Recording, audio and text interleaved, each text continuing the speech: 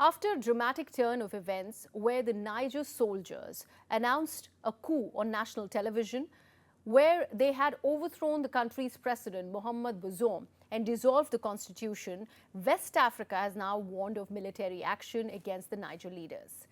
At an emergency summit in Nigeria to discuss the Niger coup, the leaders of the Economic Community of West African States have called for the constitutional order to be restored in the country and warned of strict military reprisals and also sanctions if it is not done.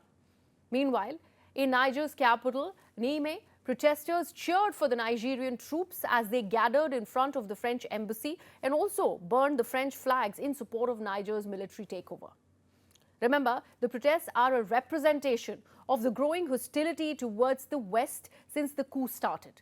Niger has a French military base and is the world's seventh biggest producer of uranium, which is a fuel vital for nuclear power, a quarter of which goes to Europe and specifically to Niger's previous colonial master, France.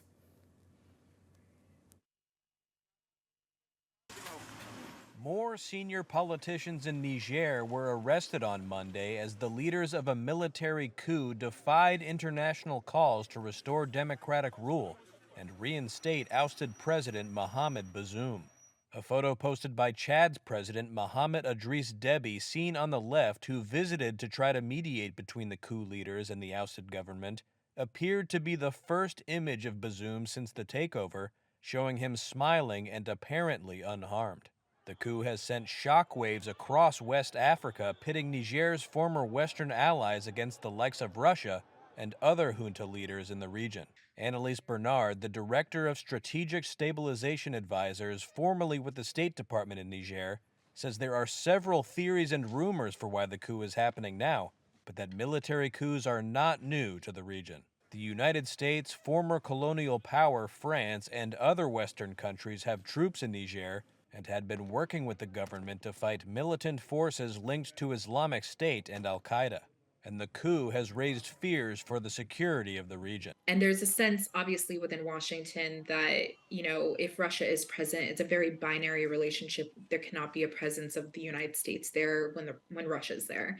I think that relationship becomes quite binary. So I think that's also kind of the big concern, and certainly the juntas of neighboring Burkina Faso and Mali voiced their support for the coup on Monday and warned that any military intervention in Niger will be considered a declaration of war against their countries too.